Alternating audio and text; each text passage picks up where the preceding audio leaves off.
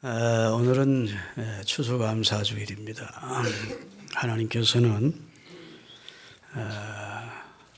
우리에게 감사절을 명하시고 하나님의 은혜를 잊고 살던 우리로 하여금 감사절만이라도 하나님이 자신에게 그리고 자신의 가족과 민족에게 베푸신 은혜에 대한 감사를 드리도록 의도적으로 명령을 하셨습니다. 그래서 한국교회는 1년에 2차례 하나님 앞에 감사절 예배를 드립니다. 1년 전반기에는 맥추절 예배를 드립니다. 성경대로 하면 오순절 예배, 77절 예배라고 합니다. 그것은 이스라엘은 가을철에 농사를 결실을 거두는 것이 아니고 그쪽은 맹류를 재배하기 때문에 여름에 곡식을 거두어 드립니다. 그래서 곡식을 거두어 드린 다음 하나님 앞에 감사로 예배를 드립니다. 그 다음에 이스라엘 백성들은 이제 후반기에 수장절 예배를 드립니다. 그것을 추수절 예배라고 합니다. 그것은 이스라엘 백성들이 구원을 받아 장막 생활을 할 때를 생각하면서 하나님의 구원을 감사하는 절기입니다. 그러니까 오늘은 우리 하나님이 우리에게 베푸신 오곡백과도 감사하지만 하나님이 우리를 구원해 주심에 감사하는 절기입니다. 할렐루야. 하나님이 우리를 구원하신 궁극적인 이유는 선택받고 구원받은 하나님의 은혜로 구원을 입은 주의 백성들에게서 감사로 영광을 받기를 원하십니다. 그러니까 감사하며 살면 하나님이 부르신 뜻을 우리가 이루어드리며 사는 것이고, 감사가 없으면 하나님이 우리를 불러서 은혜 주신 그 은혜를 우리가 모르고 망각하고 사는 겁니다. 그래서 데살로니가서에도 보면 범사에 감사하라, 이는 그리스도 예수 안에서 너희를 향하신 하나님의 뜻이니라. 하나님의 뜻을 우리가 알고 싶다고 그러는데, 하나님의 뜻은 하나님의 은혜를 입고 구원받은 성도들에게서 감사를 받고 영광을 거두시고자 하는 것이 하나님의 뜻이라고요. 감사하며 사셨습니까? 네. 감사하며 살면 하나님을 영화롭게 하는 것이고, 그 감사의 행위를 올바르게 하는 사람에게 하나님은 여러 모양의 구원을 주시겠다는 겁니다. 가난에서 구원해 주시고, 질병에서 구원해 주시고, 각종 재난에서 구원해 주시고, 할렐루야, 죄에서 구원해 주시겠다, 이렇게 말씀을 하고 계세요. 여러분, 이탈리아 나폴리 연안에 가면 서북쪽으로 폼페이라고 하는 도시가 있었습니다. 땅이 비옥하고 평원이 넓어서 농업의 주 산지였고, 또 나폴리 항과 폼페이 항을 끼고 있어서 상업의 중심 도시였습니다. 그래서 당시 로마 사람들의 피서와 휴양지로 유명했던 곳이 폼페이라는 도시였습니다. 저를 보십시오. 그런데 이 번창하던 도시가 어느 날 갑자기 지구상에서 사라지게 됩니다. 서기 79년 8월 그 뒤에 있던 베스비오 화산이 폭발하면서 사람이든 집이 다 불더미 속에 묻히게 된 겁니다. 순식간에 일어난 사건이죠. 그런데 그 와중에서도 이제 지축이 자꾸 흔들리기 시작하고 화산이 일어날 조짐이 보이니까, 여기 살면 안 되겠다. 아무리 이곳이 살기 좋은 곳이고 여기에 내가 터전이 있고 하지만 여기를 떠나야 되겠다, 이렇게 생각한 2만여 명은 피신을 했다, 살았다는 겁니다. 그런데 거기에 집착하고 거기에 금은보석이 있고 거기에 모든 것에 보물을 둔 사람들은 결국은 떠나지를 못하고 있다가 갑자기 화산이 폭발하면서 다 매몰이 되는데, 그 화산이 폭발하면서 수많은 사람들이 바다를 향해서 달려가는데, 오직 한 여인이, 그게 이제 고고학자들에 의해서 지질학자들이 그걸 캐내지 않습니까? 수많은 여인이 보석을 품에 안고 저쪽을 향해서 팍, 이 보석을 품에 안고 더 많은 보석을 가지기 위하여 피신하려고 하지 않고 남들은 다 피신하는데 폼페이 시쪽을 향해서 막 가는데 그대로 불끄투기 속에 갇혀 석고가 되어버린 그런 화상도 나오는 겁니다. 탐욕으로 가득 찬 한 여인이 마치 노새처와 같이 뒤돌아본 것, 멸망을 당한 그런 화석도 발견이 된다고 그래요. 여러분, 오늘 본문은 이스라엘 백성들이 다베라라고 하는 곳에 이르렀을 때 하나님의 심판으로 수많은 사람들이 묻히게 되는 그런 안타까운 사건이 벌어진 현장이 오늘 본문에 소개가 됩니다. 추수감사절과 같이 기쁜 날, 좋은 날, 왜 탐욕의 무덤이라고 하는 기브로 탔다와라는 제목을 정했습니까? 이렇게 여러분이 의아할지 모르는데 마땅히 감사해야 될 환경을 주셨는데, 감사해야 될 조건도 하나님 주셨는데, 마땅히 감사해야 될 만한 공급함이 그들에게 있었는데 그들이 하나님 주신 은혜를 감사하지 않고 더 하며 탐욕을 부리다가 결국 하나님의 진노를 사게 됐고, 하나님은 그들의 요구대로 요구하는 것을 채워주시고 그 다음에 심판을 해버리신 내용이 오늘 본문의 내용입니다. 그래서 기브롯 핫다아와라는 말은 따라합시다. 탐욕을 부린 사람들의 무덤, 그런 뜻입니다. 탐욕을 부린 사람들의 무덤. 여러분, 이 땅 위에 하나님이 이스라엘이라는 나라를 선택해서 하나님이 큰 민족을 이루게 하시려고 애굽으로 보내십니다. 그래서 야곱과 요셉을 중심으로 한 그의 일행 70여 명이 애굽으로 가지요. 그것은 하나님께서 그들의 조상 아브라함에게 주신 약속대로입니다. 너는 여기 살다가 죽을 것이다. 그리고 4대 만에 네 후손들은 이방 땅에 객이 될 것이다. 이방 나라에. 그 다음에 4대 만에 내가 그들을 데리고 나올 것이다. 그리고 이 가나안 땅을 너희 후손에게 주겠다. 이렇게 약속하셨다고요. 그래서 하나님은 하나님의 섭리, 계획을 맞추어서 당신의 백성을 애굽으로 보냈고 거기서 큰 민족이 이루어지도록 섭리하십니다. 할렐루야. 큰 민족을 이루었지만 하나님의 은혜를 모르는 바로가 이스라엘 백성을 노예화시켜서 엄청난 고역을 그들에게 시켜 너무너무 고통스러운 삶을 살게 됩니다. 그래서 이스라엘 백성들이 하나님 우리 선조들에게 약속하셨던 대로 가나안 땅에 들어가서 우리가 하나님 마음껏 섬기며 살 수 있게 해주십시오. 이렇게 울부짖으며 기도를 했더니 하나님은 이미 모세라는 사람을 준비해 두었다가 보내십니다. 그렇죠?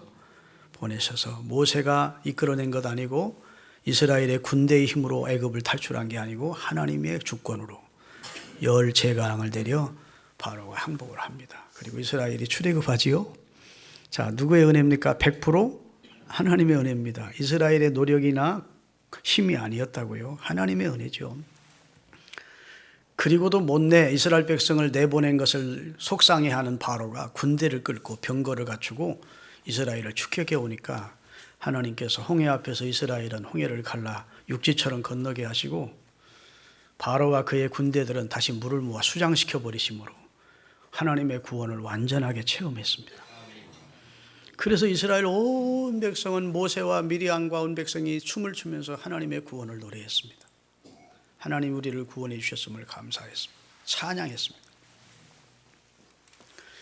그리고 길을 떠나서 마라라는 곳을 거쳐 엘림에 이르렀고 엘림에서 다시 길을 거행하여 시내산에 머물게 됐습니다.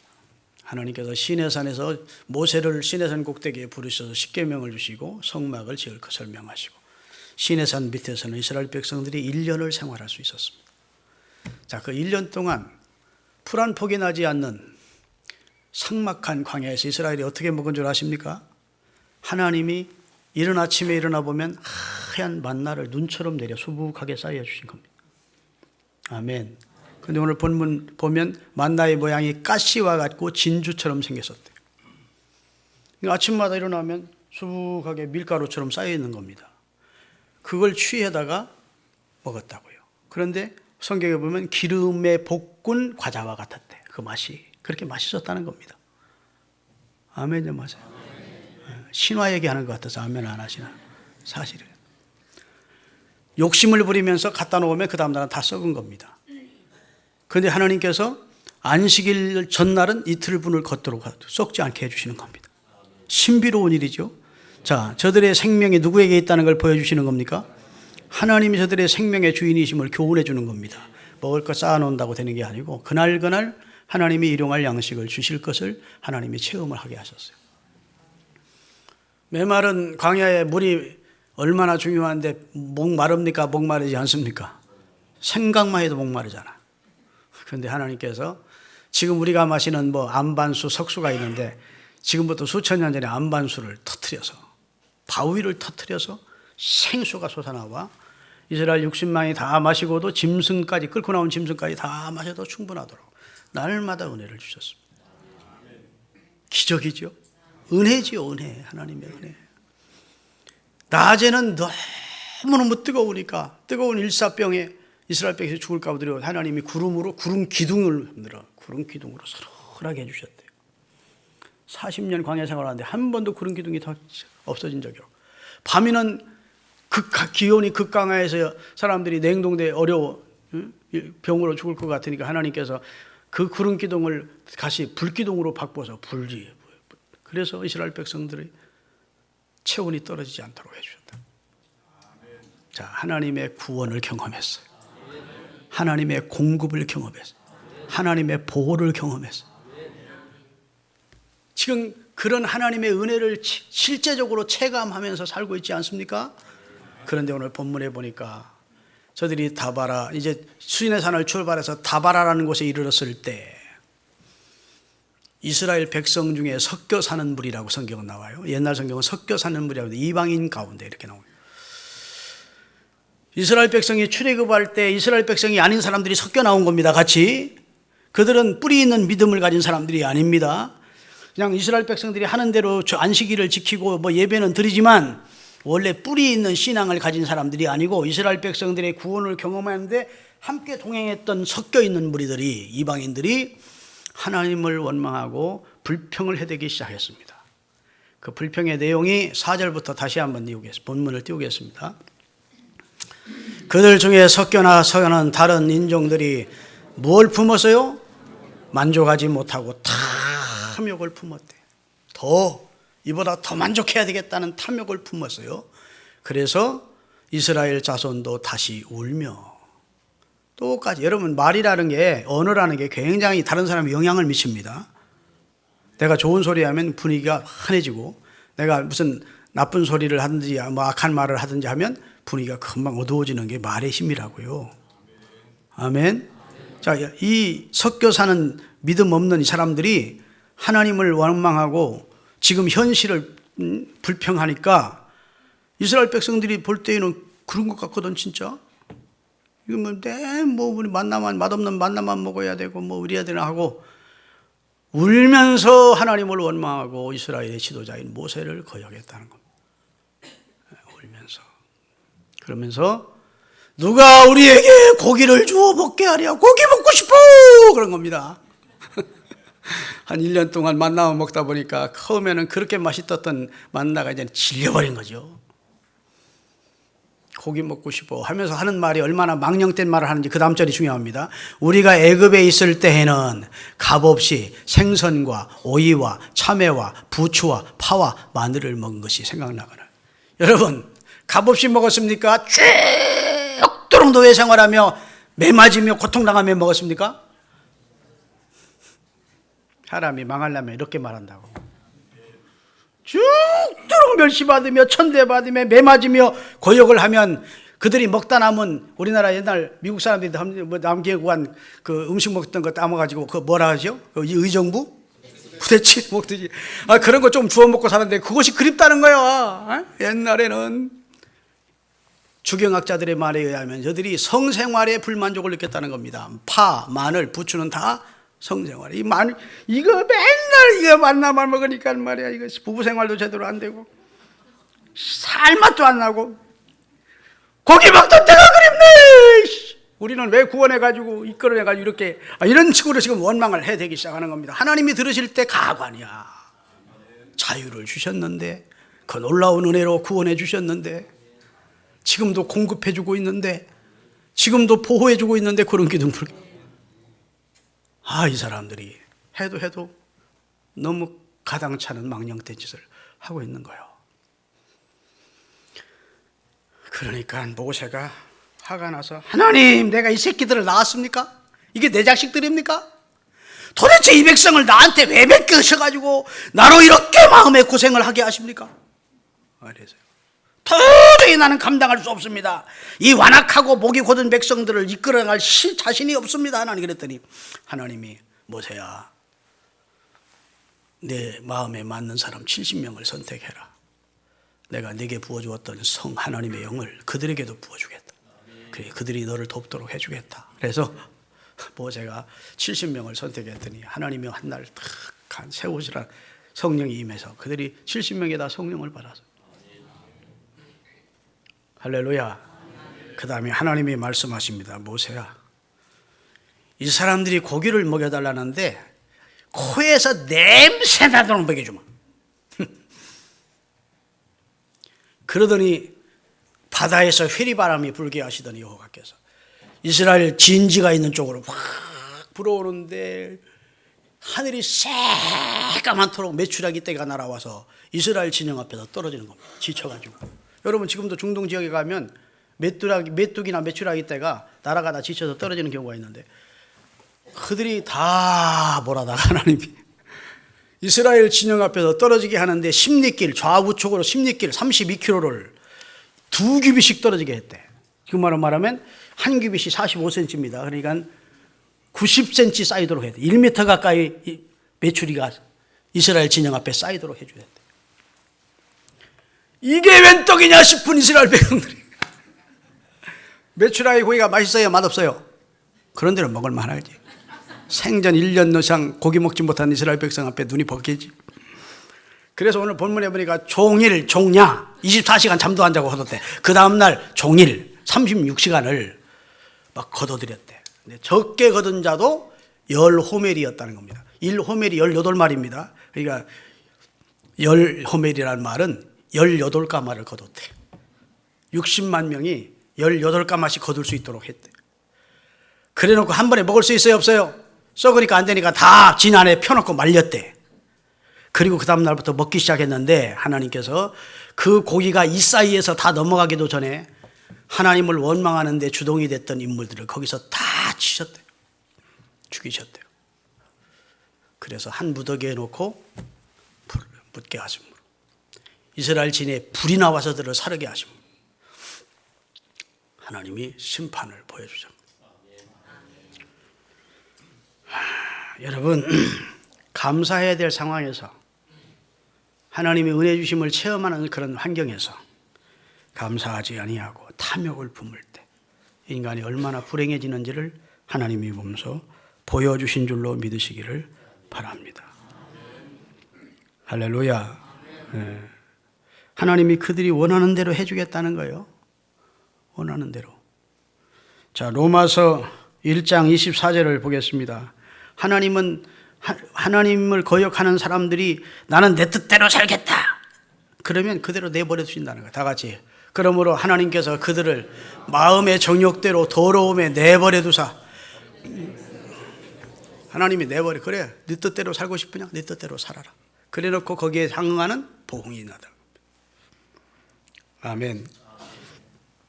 여러분, 하나님이 우리 욕심을 채워주지 않는 것은 능력이 부족해서가 아니에요. 천지를 말씀으로 창조하신 하나님이 능력이 부족해서 우리 욕심을 안 채워주겠습니까?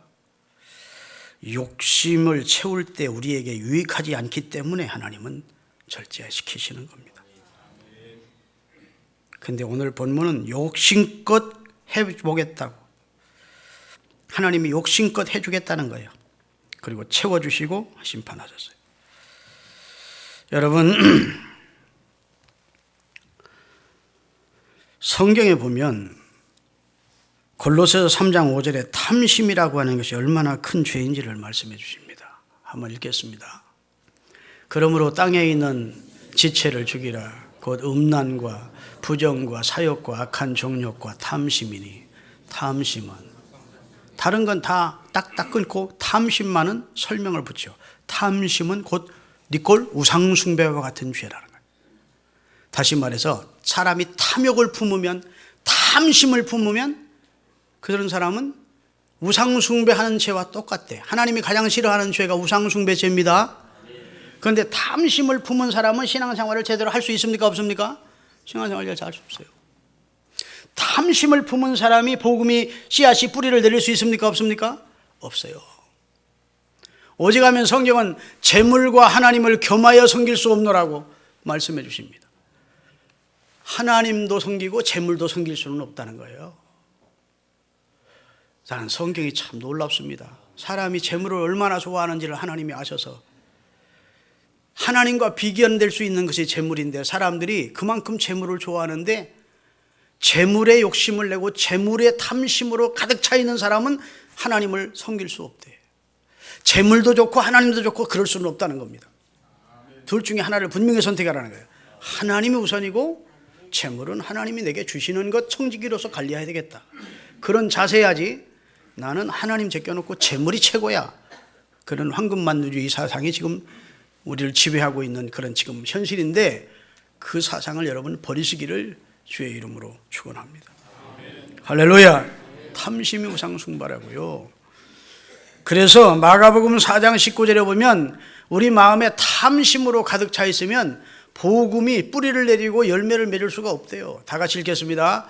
세상의 염려와 그 다음에 재물의 욕심과 유혹과 그 다음에 기타 욕심, 탐심이 들어와 하나님의 말씀을 막아서 결실치 못하게 한다는 거예요. 복음이 우리 마음의 밭에 떨어졌는데 탐심으로 늘 가득 차 있는 사람, 세상 욕심으로 가득 차 있는 사람은 이 복음의 말씀이 뿌리를 내릴 수가 없대요. 열매를 맺을 수가 없대요. 저도 목회하면서 보니까 너무 돈을 인색하고 돈 좋은 돈 하는 사람은 신앙생활을 제대로 못하더라고요. 그리고 그런 사람들은 시험 들 날짜를 기다려. 시험 들기를. 교회가 문제 있기를. 그 시험 핑계대고 떨어져 버려요. 여러분, 재물이 하나님보다 더 우선일 수 없습니다. 탐심을 버리시기를 예수 그리스도의 이름으로 축원합니다.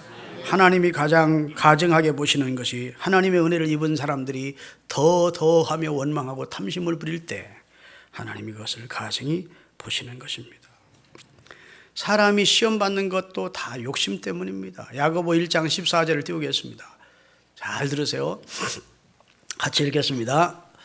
오직 각 사람이 시험을 받는 것은 자기 욕심에 끌려 미혹돼요. 자, 내가 지금 시험을 받았어요. 내가 지금 실족하거나 넘어졌어요. 그러면 그 사람이 누가 그 사람을 넘어뜨린 것보다 자기 욕심에 끌려 미혹돼서 넘어진 것이라. 내가 어떤 사람에게 사기를 당했어요. 욕심 때문에 사기당하는 겁니다. 1,000만 원 투자하십시오. 내년에 1,000만 원 이자 붙여줄게. 이런 사업이 있어. 그럼 지 자식이 해야지. 지가 하고. 왜 우리 보고 하라고 그래? 그래 안 그래요? 예? 이 땅을 사놓으면 내년에는 갑줄로 뛸 겁니다. 사놓으세요. 그럼 지 식구들 사야지. 왜 나보고 사라고 하세요? 한 번 나를 본 적도 없는데. 그래 안 그래요? 근데 쏟는다고. 이자 몇 부이자 줄게. 계속. 다 사람이 시험을 받는 것은 자기 욕심에 끌려 미혹되는 것이지. 그 욕심이 그 사람을 넘어지게 하고 시험 들게 하고 그 사람을 패배케 하는 것이지 남이 그 사람을 그러는 게 아니에요. 그 다음 절입니다. 욕심이 잉태한 즉 그것이 죄를 짓게 되고 죄가 자라나면 결국은 기부로 탔다와 무덤이 된다. 사망이 이른다. 여러분 지나친 욕심 부리지 않기를 바랍니다. 좋은 욕심이 있어야지 거룩한 내 믿음 생활 잘해야 되겠다. 바르게 살아야 되겠다. 사람답게 살아야 돼. 이런 꿈이나 비전은 있어야 되면 탐심이 나를 사로잡아서 그냥 재물의 유혹인 재물에 대한 혹은 이성에 대한 탐욕이 우리 인생을 망가뜨릴 수 있다는 사실을 꼭 기억하실 수 있기를 예수 그리스도의 이름으로 축원합니다. 할렐루야. 그래서 따라합시다. 탐욕은 영혼의 무덤이다. 기부로 탔다와라는 말은 탐욕의 무덤이라는 말인데 사실은 탐욕이 우리 영혼의 무덤이에요. 우리 믿음을 장사지게 하는 것입니다. 탐욕의 특징은 하나님과 멀어지게 하는 거예요. 우리의 관심을 하나님의 그 탐욕의 것에 바라보게 하는 거예요. 그래서 하나님만 바라봐야 될 아담과 하와가 선악과를 바라보게 하는 거예요. 그게 탐욕입니다. 하나님보다 더 높아지고 좋아지려고 하는, 하나님과 같이 되보겠다는 이 탐욕이 그 사람의 영혼들을 망치는 겁니다. 할렐루야. 탐욕은 또 양심의 무덤입니다. 탐욕으로 가득 찬 사람은 양심에 거리끼는 일을 아무렇지 않게 합니다. 왜? 자기 탐욕을 이루기 위해서, 그 탐욕의 목표를 이루기 위해서 양심이 저버리는 행동을 한다고요. 옛날 박한상이라고 하는 젊은이가 있었습니다. 부잣집 아들이었습니다. 부모가 극진히 사랑했습니다. 그런데 이 아이가 자라더니 청년이 허랑방탕하는 겁니다. 그래서 부모님이 용돈을 줄였습니다. 용돈 주면 자꾸 허랑방탕하니까. 그랬더니 어느 한날 그 부모를 죽였습니다. 우리 사회가 처음에 크게 놀랐던 사건입니다. 그 부모가 재산이 많았거든요. 그 탐욕이 부모를 죽게 하는 거예요. 여러분, 다윗이 우리아의 아내를 범하고 우리아를 전선에 보낸 결정적인 죄가 무엇입니까? 탐욕입니다. 하나님 주신 것 외에. 그래서 성경에 보면 십계명에 내 이웃의 것을 탐내지 마라. 네 이웃의 아내나, 아멘, 물질이나 그 어떤 것도 탐욕을 품지 마라. 그것이 너를 망하게 하는 것이라. 사람이 남이 나를 망하게 하는 게 아니고 우리가 품은 탐욕이 우리를 망하게 하는 겁니다. 전도서 5장 10절입니다. 다 같이 읽겠습니다. 은을 사랑하는 자는 은으로 만족하지 못하고 풍요를 사랑하는 자는 소득으로 만족하지 아니하나니 이것도다. 은 사랑해서 은으로 만족하는 자가 없대요. 아멘. 풍요로 나는 이제는 됐다. 풍요로 만족하는 자도 없대요. 탐심을 품으면 그러기에 자족하는 마음을 가져야 돼. 일용할 양식을 내게 주신 하나님께 감사. 내 사랑하는 가족을 주신 하나님께 감사. 내가 잠을 잘 수 있는 집을 주신 하나님께 감사. 우리에게 주신 은혜에 자족하며 감사하는 마음 가지고 살아야지. 더 하고 탐욕을 품기 시작하면 그 사람은 침륜과 사망에 빠지게 된다고 성경은 말씀하고 있습니다. 그래서 성경 디모데전서 6장 7절 8절을 띄고요. 7절 8절부터 다 같이 우리가 세상에 아무것도 가지고 온 것이 없음에 또한 아무것도 가지고 가지 못하다. 자, 그렇습니까? 안 그렇습니까? 이 말씀이 진리라고 믿으시면 아멘. 우리가 이 세상에 올 때 1원짜리 동전을 움켜쥐고 오지 않았습니다. 시로레기 하나 걸치지 않고 빈손으로 왔습니다. 아무것도 가지고 온 것이 없음에 또한 이 땅을 마치고 돌아갈 때에도 아무것도 가지고 가지 못합니다. 노잣돈 넣어준다고 돌아가신 분의 입속에다가 돈 넣어드리는 분도 있고 손에다가 쥐어드리는 분도 있는데 가지고 가는 거 아닙니다. 그렇죠? 나는요, 우리 그리스도인들이 항상 본전을 생각하면 감사할 수 있다고 생각해요. 우리 본전은 뭐예요? 아무것도 가지고 오지 않았어요. 그런데 하나님 지금 내가 사랑하는 가족도 주셨고 아내도 주셨고 내게 손자도 주셨고 할렐루야. 내가 집에 들어가서 샤워할 수 있는 집, 저녁에 잠을 잘 수 있는 주택도 주셨고. 그래요, 안 그래요? 우리 본전은 아무것도 아니었어. 아무것도 가진 게 없어. 돌아갈 때도 아무것도 못 가지고. 이게 우리가 사는 거예요. 여러분, 사업하다 혹시 지금 망했습니까? 본전 찾았구나 생각하세요. 이제부터 다시 본전이니까 이제부터 또 시작하겠다. 이렇게 생각하시면 됩니다. 아이고, 아까워. 어떻게 한 건데? 이렇게 하지 마시고, 이제 본전 됐네. 그리고 다시 시작.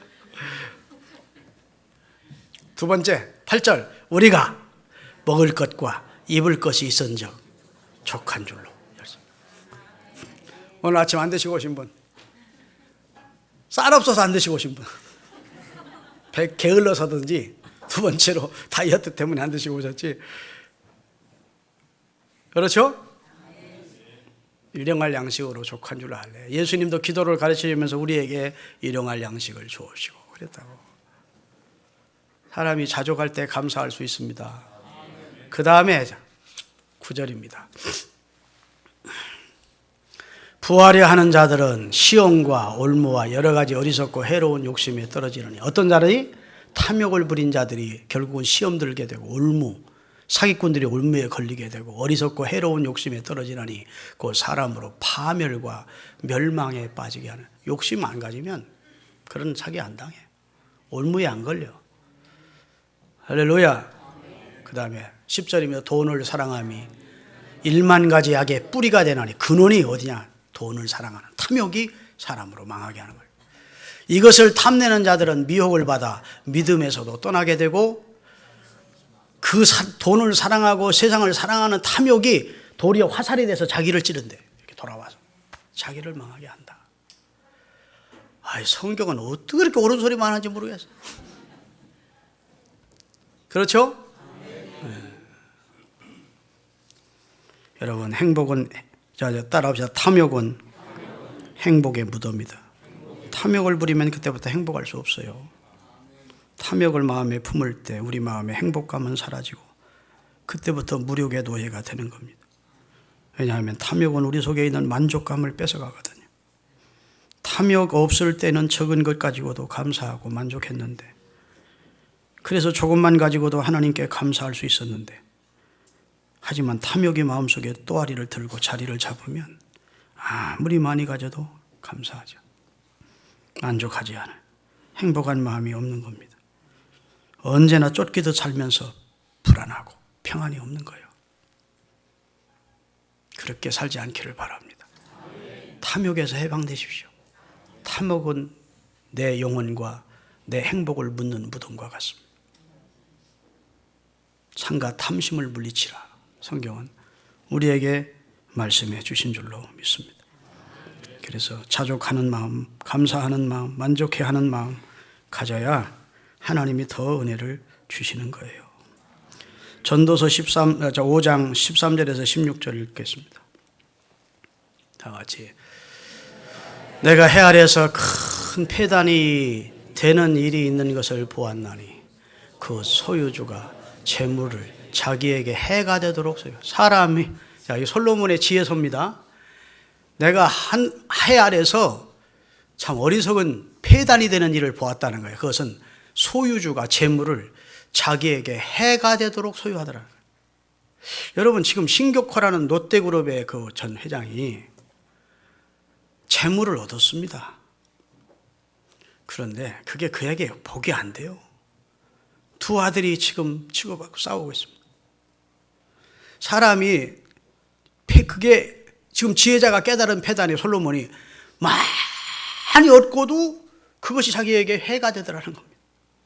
그래서 14절, 그 재물이 재난을 당할 때 없어지나니 비록 아들을 낳았으나 그 손에 아무것도, 언젠가는 그 재물이 날아가더라는 거예요. 그 다음에 그가 모태에서 벌거벗고 나왔은즉 그가 나온 대로 돌아가고 수고하여 얻은 것을 아무것도 자기 손에 가지고 가지 못하니니 이것도 큰 불행이라. 어떻게 왔든지 그대로 가나니 바람을 잡는 수고가 그에게 움켜쥐려고 했는데 결국은 다 바람 잡을 수 있습니까? 없습니까?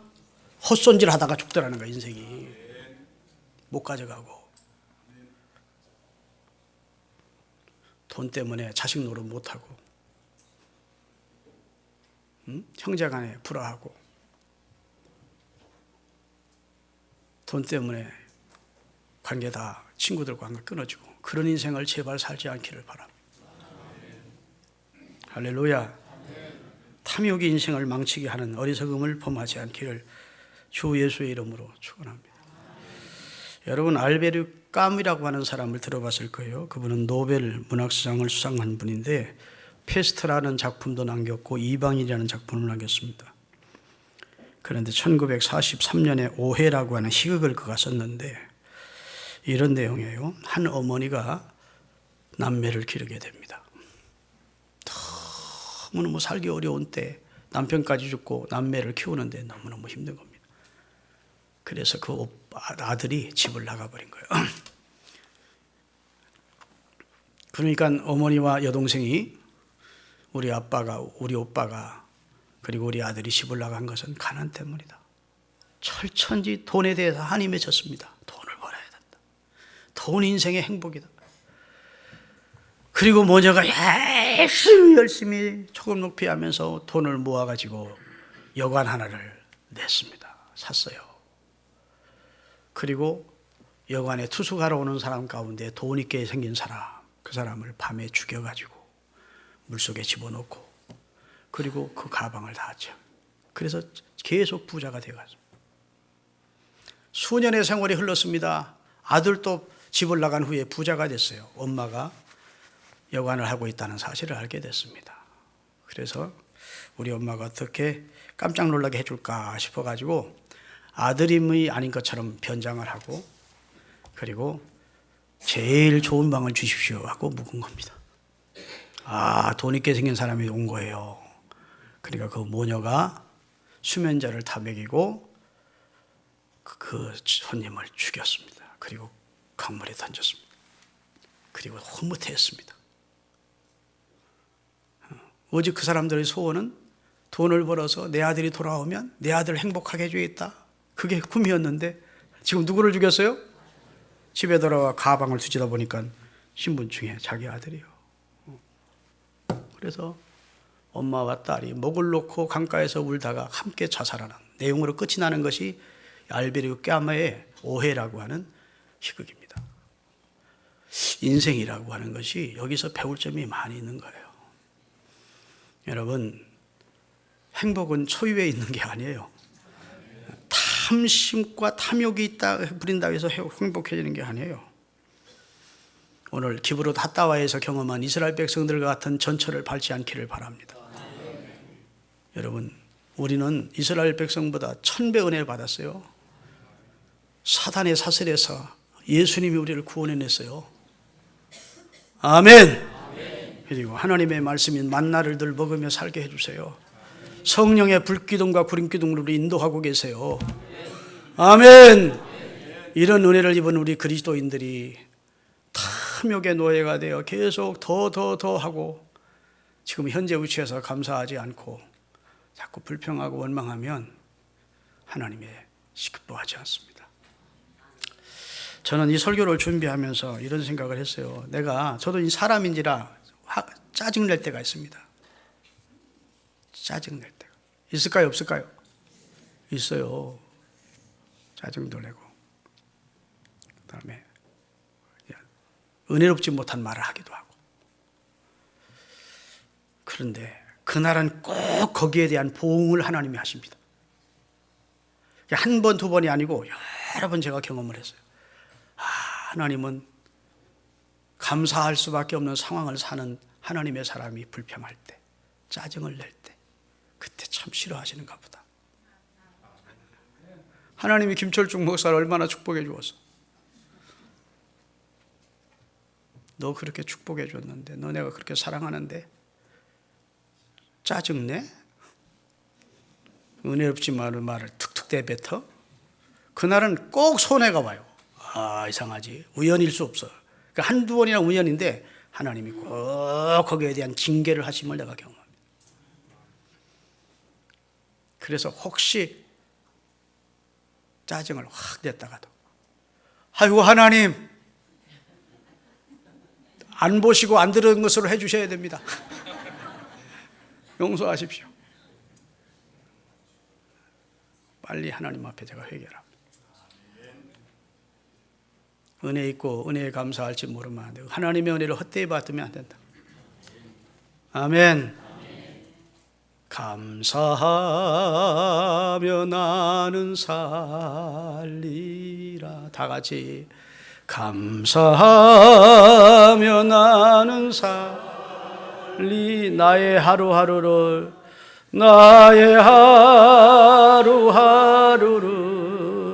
감사하며 살리라. 감사하며 나는 살리라.